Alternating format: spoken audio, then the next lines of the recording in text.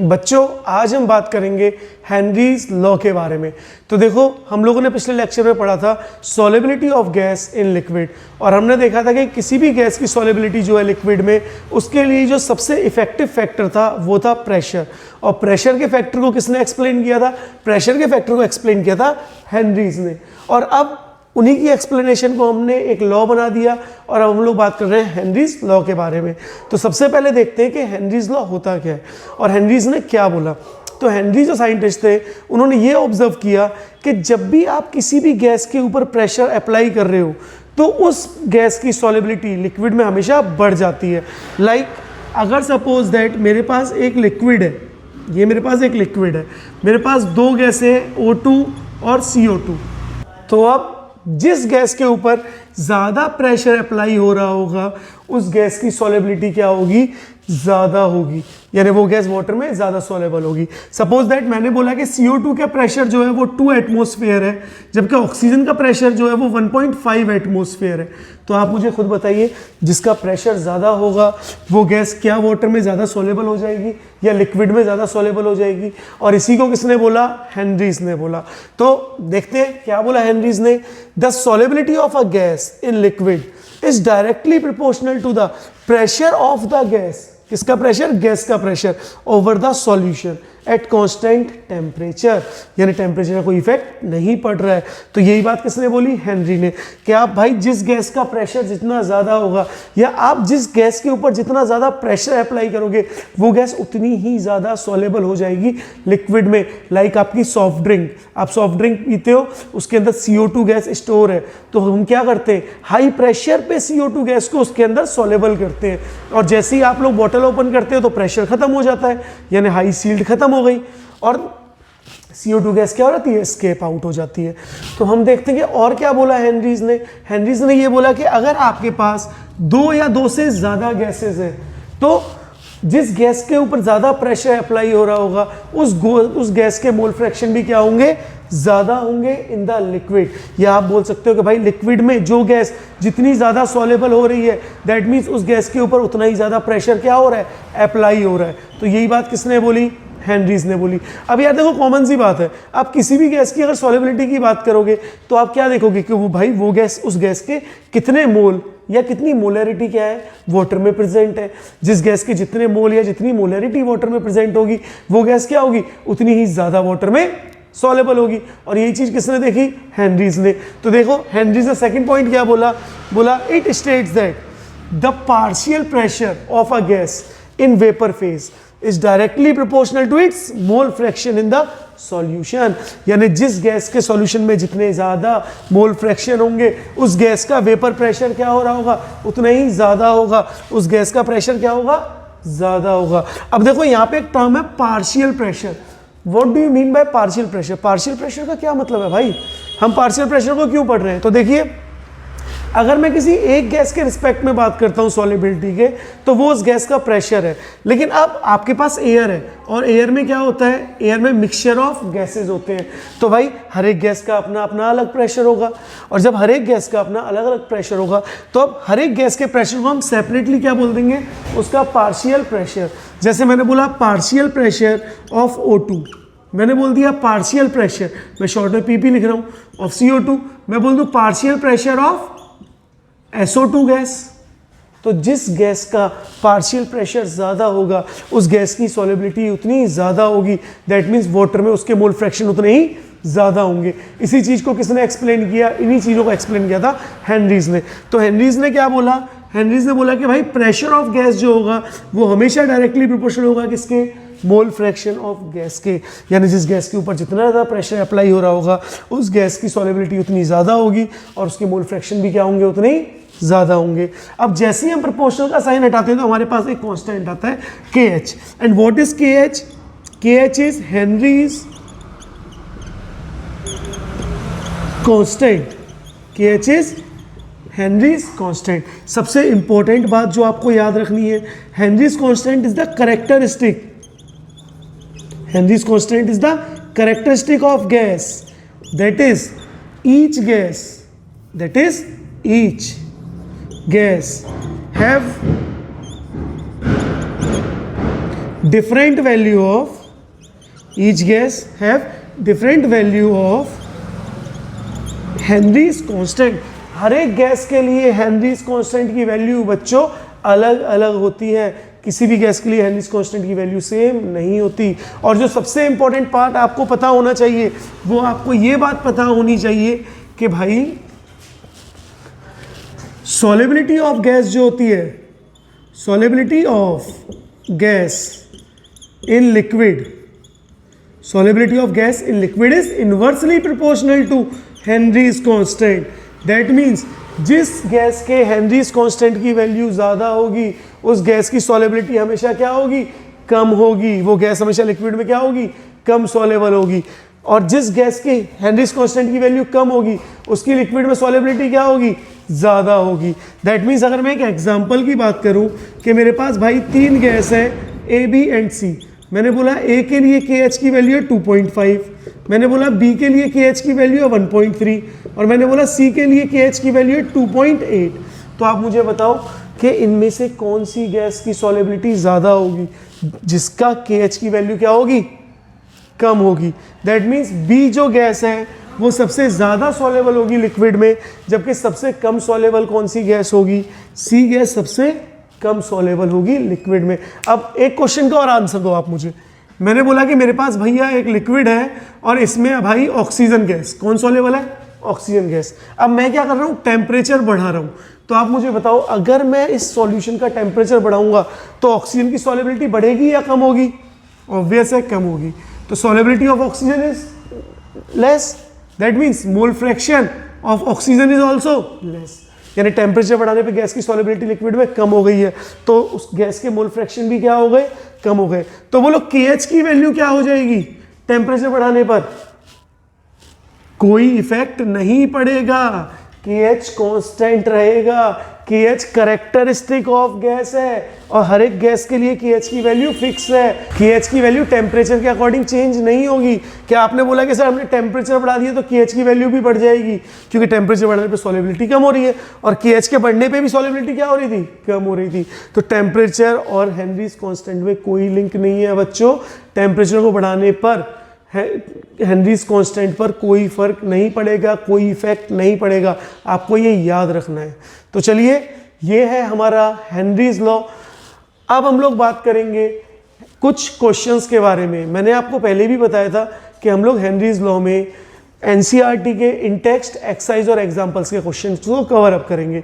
तो चलिए स्टार्ट करते हैं इंटेक्स्ट के क्वेश्चन से। तो सबसे पहले हम लोग बात करेंगे क्वेश्चन नंबर 2.6। तो बच्चों हमारा क्वेश्चन है कि H2S is a toxic gas with rotten egg-like smell is used for quantitative analysis. If the solubility of H2S in water at STP, STP is standard temperature and pressure. सबसे पहली step होती है आप question को पूरा पढ़ो और जो उसमें इंपॉर्टेंट चीजें हैं उनको अंडरलाइन करो। तो STP is 0.195 molal, small m का मतलब molality, full stop, calculate Henry's law constant, यानी आपको हेनरीज लॉ कांस्टेंट को कैलकुलेट करना है। तो मुझे यहाँ पर सबसे पहले तो एक चीज दिख गई STP। STP का मतलब क्या है, STP का मतलब है standard temperature and pressure, standard temperature and pressure. और जब बच्चों हम बात करें स्टैंडर्ड प्रेशर, तो स्टैंडर्ड प्रेशर होता है 0.987 बार या फिर 1 एटमॉस्फेयर या फिर 1.013 इंटू 10 की पावर 5 पास्कल। तो ये है हमारा स्टैंडर्ड टेम्परेचर। नॉर्मली हम बार में प्रेशर को कंसीडर करते हैं, तो ये हमारा स्टैंडर्ड प्रेशर है बच्चों, प्रेशर 0.987 बार। सेकंड मुझे क्या गिवन है, मुझे STP पर H2S का कंसेंट्रेशन दिया हुआ है 0.195 मोलल। इसका मतलब क्या होगा कि 0.19, देखो बच्चों अगर मैं मोलैलिटी की बात करता हूं तो molality is number of moles of solute present in 1000 gram of solution. यही तो होती है बच्चों मोलैलिटी की definition, number of moles of solute present in 1000 gram of solution भी नहीं बोलेंगे, 1000 ग्राम ऑफ सॉल्वेंट बोलते हैं बच्चों, 1000 ग्राम ऑफ सॉल्वेंट होता है। तो इसका मतलब 0.195 मोल, बहुत इंपॉर्टेंट पॉइंट है, ज़्यादातर बच्चे यही गलती करते हैं। तो 0.195 मोल का मतलब है कि 0.195 मोल्स ऑफ H2S, क्योंकि H2S की मोलैलिटी है ना, तो उसके नंबर ऑफ मोल्स है, तो H2S is solute, moles present in हमेशा 1000 में से बात करते हैं, 1000 gram of water, 1000 gram of water. अब आपको क्या निकालना है, KH की वैल्यू निकालनी है, दैट मीन्स हेनरीज कांस्टेंट की वैल्यू निकालनी है। तो आपके पास फॉर्मूला है, pressure of gas equals to KH into mole fraction of gas. तो अब प्रेशर ऑफ गैस आपको पता है STP पे कितना होता है, 0.987 बार। KH आपको कैलकुलेट करना है। अच्छा, मोल फ्रैक्शन ऑफ गैस क्या होंगे, moles of H2S gas upon moles of H2S plus moles of water. आप लोगों को मोल फ्रैक्शन निकालने ऑलरेडी आते हैं। तो अगर मैं मोल फ्रैक्शन की बात करता हूं तो देखो 0.987 बार is equals to KH into mole fraction of H2S, moles of H2S is 0.195 and moles of H2S is again 0.195 plus moles of water. Water के मोल कैसे निकालोगे, गिवन वेट वाटर का कितना है 1000 ग्राम, तो 1000 अपॉन मॉलिक्यूलर वेट। बच्चों बताओ वाटर का मॉलिक्यूलर वेट कितना होता है, 18, शाबाश 18, और 1000 अपॉन 18 क्या होता है 55.5। तो आप क्या लिख सकते हो, 0.987 bar is equals to KH into 0.195 upon 0.195 plus 55.5। क्या अब आप KH निकाल सकते हो। जब आप यहाँ पर मोल फ्रैक्शन को कैलकुलेट करोगे तो आपकी जो मोल फ्रैक्शन है वो आ जाएगा आपका 0.0035। तो 0.987 इक्वल्स टू KH इंटू 0.0035। अब वैल्यूज हैं, हम डायरेक्ट इनको कैलकुलेट करके सॉल्व कर सकते हैं। तो KH इक्वल्स टू हो गया 0.987 अपॉन 0.0035, और बच्चों जब आप इसको कैलकुलेट करोगे तो आपका आंसर आ जाएगा 282 बार। कितना आंसर आ जाएगा, 282 बार। तो क्वेश्चन बहुत इजी था, सिर्फ आपको ये देखना है कि क्वेश्चन में क्या वैल्यूज दी हैं और आप उनसे क्या क्या चीजें निकाल सकते हो। तो ये था हमारा फर्स्ट क्वेश्चन 2.6 एनसीईआरटी का इंटेक्स्ट क्वेश्चन। अब बात करते हैं सेकंड क्वेश्चन एनसीईआरटी के इंटेक्स्ट क्वेश्चन नंबर 2.7।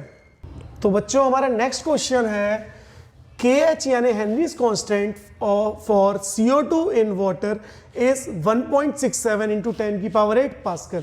हमें KH की वैल्यू दी हुई है, आपको बोला है कैलकुलेट द क्वांटिटी। क्वांटिटी का मीन्स वेट, कि कितना वेट है CO2 का 500 ml ऑफ सोडा वाटर में, यानी वाटर का मुझे वॉल्यूम भी दे दिया है, और क्या बोला है packed under 2.5 atmosphere CO2 pressure, that means आपको प्रेशर भी दे दिया है। इसका मतलब आपको ये बात तो पता चल गई है कि हेनरीज लॉ का क्वेश्चन है, तो फॉर्मूला क्या होगा, pressure of gas equals to KH into mole fraction of gas. ये बात तो आपको पता चली गई है। अब प्रेशर ऑफ गैस के बारे में समझो। सबसे पहले जो गैस का प्रेशर है वो दिया है 2.5 एटमोस्फेयर, लेकिन KH की वैल्यू किस में दी हुई है, पास्कल में। तो इसका मतलब आपको क्या करना पड़ेगा, एटमोस्फेयर को पास्कल में कन्वर्ट करना पड़ेगा, अदरवाइज आंसर गलत आ जाएगा।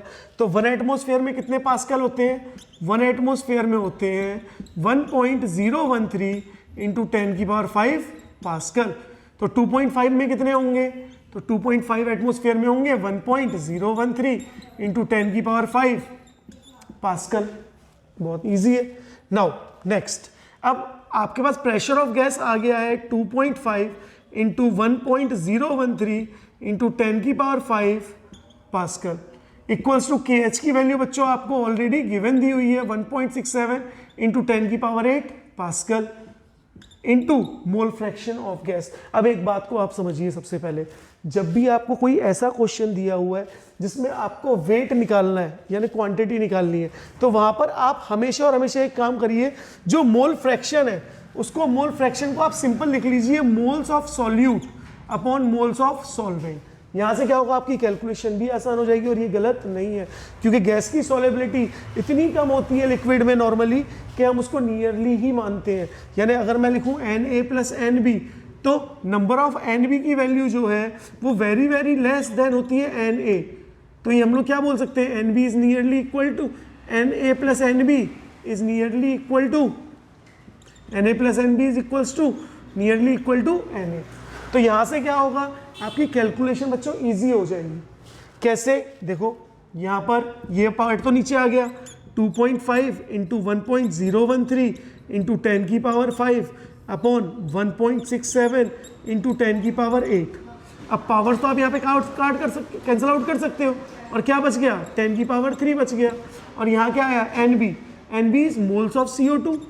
आपको CO2 के मोल्स निकाल लो, अगर आप मोल निकालोगे तो आप वेट निकाल सकते हो। अच्छा, मोल्स ऑफ वाटर, तो बताओ वाटर का वॉल्यूम 500 ml है और वाटर की डेंसिटी कितनी होती है, 1। तो अगर वाटर की डेंसिटी 1 है तो वॉल्यूम दिया है, तो वॉल्यूम और वेट क्या होंगे, इक्वल होंगे, सबको पता है। Density is equals to mass per unit volume. अगर मैं बोलता हूँ डेंसिटी तो मास पर यूनिट वॉल्यूम, और डेंसिटी 1 है, मास निकालना है और वॉल्यूम कितना है 500, तो बच्चों मास भी कितना आ गया, 500 ग्राम आ गया वाटर का। तो 500 गिवन वेट, अच्छा वाटर का मॉलिक्यूलर वेट कितना होता है बेटा, 18। तो जब आप इसको सॉल्व करोगे तो moles of CO2 upon 27.78 is the moles of water. Now जब आप इसको कैलकुलेट करोगे तो इसको कैलकुलेट करने के पे आपके पास एक वैल्यू आएगी, वो आएगी 0.00152। तो आप बोल सकते हो moles of CO2 upon 27.78 is equals to 0.00152। इसको कैलकुलेट किया तो कितना आया, 0.00152। नाउ अब आपको जब आप इसको और कैलकुलेट करोगे यानी मल्टीप्लाई करोगे तो CO2 के मोल्स आ जाएंगे, मोल्स ऑफ CO2 जो आ जाएंगे, मैं देख रहा हूं क्योंकि मैंने ऑलरेडी कैलकुलेट किया हुआ है ना, मैं यहाँ पे कैलकुलेट करके टाइम वेस्ट नहीं कर रहा हूं, तो हम सीधे वैल्यूज देख के पुट कर रहे हैं। जब आप इसको मल्टीप्लाई करोगे तो आपकी वैल्यू आएगी 0.042। और बच्चों मोल्स ऑफ CO2 का मतलब क्या है, weight of CO2 upon molecular weight of CO2 equal to 0.042। तो बच्चों अगर मैं वेट ऑफ CO2 की बात करूंगा तो वो क्या होगा, 0.042 into molecular weight of CO2 is 44। शाबाश, कितना होगा, 44। और अब आप इसको मल्टीप्लाई कर ले और आपका आंसर आ जाएगा 1.848 gram. This is the answer. तो ये था आपका हेनरीज लॉ का सेकंड क्वेश्चन। तो आज के लिए इतना ही, बाकी हम पढ़ेंगे नेक्स्ट लेक्चर में।